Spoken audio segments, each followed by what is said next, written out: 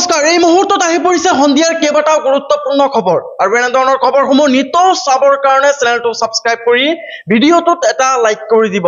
প্ৰথমটো খবৰ, ভূগৰ্ভত তেল আৰু খনিজ পদাৰ্থ পোৱাৰ সম্ভাৱনা থকা অসমৰ ভিন্ন স্থানত চলিব তেল বিচাৰি খনন।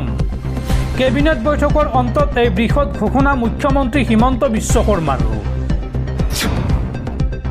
পৰৱৰ্তী খবৰ, যোৰহাটৰ যুৱতী অন্বেষা শইকীয়াৰ হত্যাৰ গোচৰ সন্দৰ্ভত আটক 4 জনক। ড্ৰাগছৰ বাবে জীৱন শেষ হৈ গ'ল অন্বেষা শইকীয়া নামৰ যুৱতীগৰাকীৰ। এই সন্দৰ্ভত 4 জনক আটক কৰিছে আৰক্ষীয়ে। অন্বেষাক চিকিৎসালয়লৈ নিয়া কিশোৰী বান্ধৱীক আটক। লগতে আটক কৰা হৈছে মূল অভিযুক্ত আৰিয়ানৰ মাতৃ ঝৰ্ণা গোস্বামীক। অৰ্পিতা আৰু খুচি নামৰ আন 2 যুৱতীকো আটক আৰক্ষীৰ। গৌৰী এনক্লেভৰ নিশাৰ পাৰ্টিত দুও উপস্থিত থকাৰ অভিযোগ আৰু বৰ্তমান চাৰিওফালে সোধা পোছা অব্যাহত ৰাখিছে যোৰহাট আৰক্ষীয়ে। পৰৱৰ্তী খবৰ, মক্কাত উমৰাহ হজ কৰিবলৈ গৈ মৃত্যু অসমৰ আলহাজ জয়ান আলীৰ। ছৌদি আৰবৰ এখন চিকিৎসালয়ত মৃত্যুক সাৱটি ল'লে হাজোৰ বৰচুলিৰ নিবাসী তথা অৱসৰপ্ৰাপ্ত BDO আলহাজ জয়ান আলীয়ে। জয়ান আলীৰ মৃত্যুত এতিয়া সমগ্ৰ হাজো অঞ্চলত শোকৰ ছাঁ। দৰ্শকসকল আৰু বহুতো গুৰুত্বপূৰ্ণ খবৰ আছে। তাৰ আগতে আপোনাক জনাওঁ যে যদি আপুনি এতিয়ালৈকে এইটো ভিডিঅ'ত লাইক কৰা নাই তেন্তে এতিয়াই ভিডিঅ'টোত লাইক কৰি দিয়ক আৰু এনেকুৱা ধৰণৰ ভিডিঅ'সমূহ নিতৌ চাবলৈ চেনেলটো ছাবস্ক্ৰাইব কৰি কাষত থকা বেল আইকনটো প্ৰেছ কৰি ৰাখক। পৰৱৰ্তী খবৰ, মুখ্যমন্ত্ৰীক হত্যাৰ ভাবুকি দিয়া লোকজন নাৰায়ণ দাস বুলি অপপ্ৰচাৰ চলোৱা মুকছিদুৰ ৰহমানক গ্ৰেপ্তাৰ আৰক্ষীৰ। মুকছিদুৰ ৰহমানৰ ঘৰ মৰিগাঁৱৰ ভোৰাগাঁৱৰ বেটুনিত। উল্লেখযোগ্য যে মুখ্যমন্ত্ৰীক ফেচবুকত মৃত্যুৰ ভাবুকি দিয়া আব্দুল মুতালেব প্ৰকৃততে নাৰায়ণ দাস নামৰ এগৰাকী হিন্দু বুলি অপপ্ৰচাৰ। এই অপপ্ৰচাৰৰ মাষ্টাৰ মাইণ্ড মুকছিদুৰ ৰহমানক আটক আৰক্ষীৰ। তামিলনাডুৰ হুচুৰত আটক কৰা হৈছে মুকছিদুলক। তামিলনাডু আৰক্ষীৰ সহায়ত অসম আৰক্ষীয়ে আটক কৰিছে মুকছিদুৰ ৰহমানক। পৰৱৰ্তী খবৰ, বৰাকত থকা সচিবালয়ৰ নাম সলনি। মিনি সচিবালয়ৰ পৰিৱৰ্তে এতিয়াৰ পৰা জনা যাব অসম সচিবালয় বৰাক উপত্যকা। 59টা বিভাগৰ ভিতৰত 32টা বিভাগ পৰিচালিত হ'ব এই সচিবালয়ৰ পৰা। কেবিনেট বৈঠকৰ অন্তত এই ঘোষণা মুখ্যমন্ত্ৰী হিমন্ত বিশ্ব শৰ্মাৰ। পৰৱৰ্তী খবৰ, বিমানেৰে সংযোগ হ'ব নদীদ্বীপ মাজুলী। বিমানবন্দৰ নিৰ্মাণৰ বাবে জেংৰাইমুখ আৰু কমলাবাৰী অঞ্চলত ভূমিৰ জৰীপ।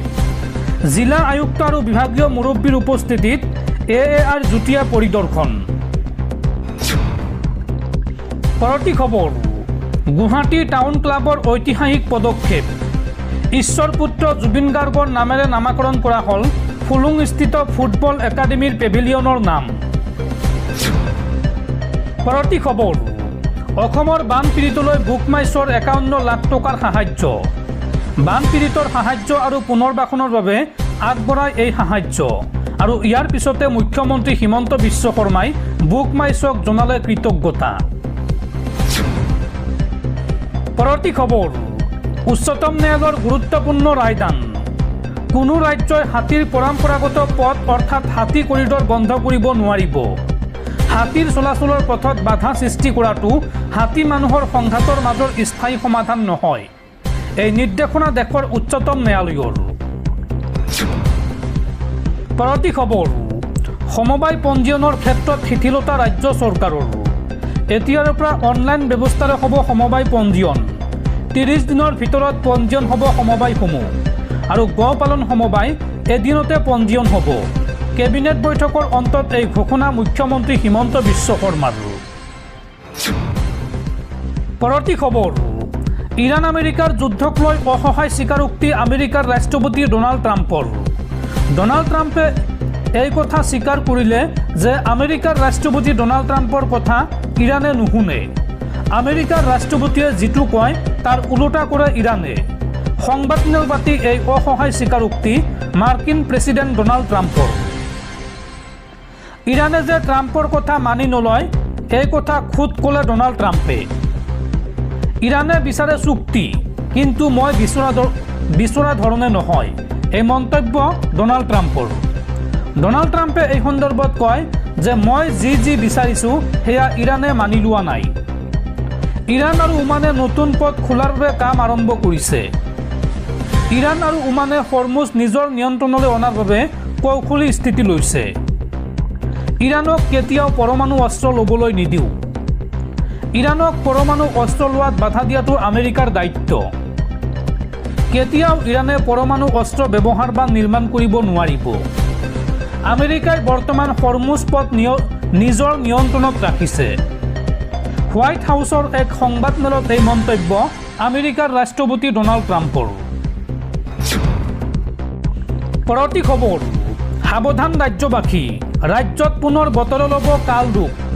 অহা 22 আগষ্টলৈকে ৰাজ্যত হ'ব প্ৰচণ্ড ধুমুহা বৰষুণ আৰু এই সন্দৰ্ভত ৰাজ্যৰ 23খন জিলাত এলাৰ্ট জাৰি বতৰ বিজ্ঞান কেন্দ্ৰৰ। অহা 22 আগষ্টলৈকে ৰাজ্যৰ 23খন জিলাত প্ৰচণ্ড বৰষুণৰ এলাৰ্ট জাৰি বতৰ বিজ্ঞান কেন্দ্ৰৰ।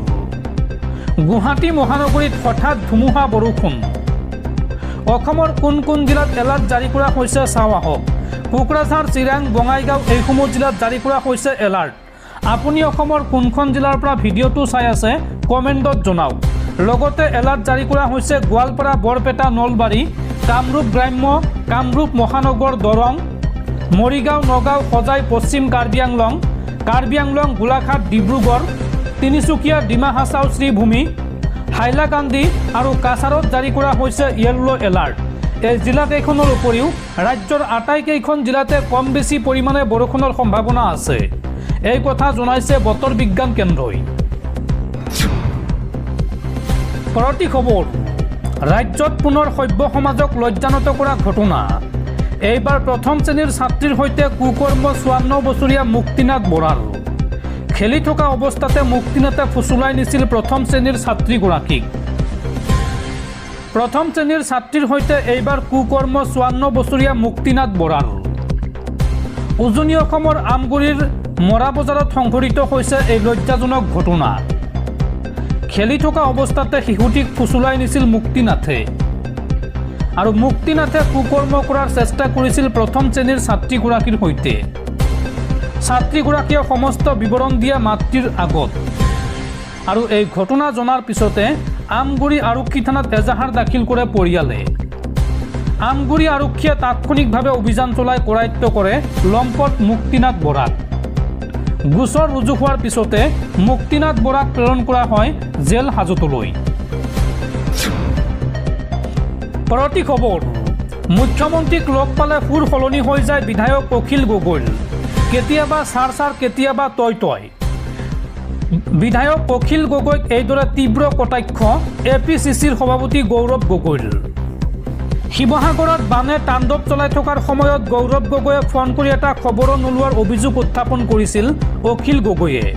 এই বিষয়টোক লৈ শেহতীয়াকৈ প্ৰতিক্ৰিয়া প্ৰকাশ কৰিছে অসম প্ৰদেশ কংগ্ৰেছৰ সভাপতি তথা সাংসদ গৌৰৱ গগৈয়ে। গৌৰৱ গগৈয়ে এই সন্দৰ্ভত কয় যে মোৰ ক্ষেত্ৰত তেওঁ সদায়ে তেনেকৈয়ে ক'ব, কিন্তু মুখ্যমন্ত্ৰীৰ ক্ষেত্ৰত তেওঁ স্থানভেদে সলনি হৈ থাকে।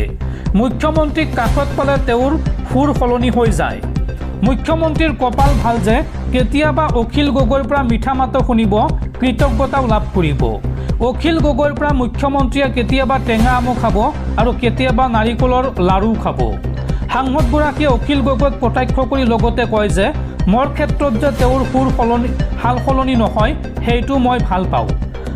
মই মানুহৰ স্থিৰতা ভাল পাওঁ। অখিল গগৈয়ে ইয়াক ছাৰ কৰি থাকে আৰু বিধানসভাত তই হৈ যায়। এই মন্তব্য APCCৰ সভাপতি গৌৰৱ গগৈৰ।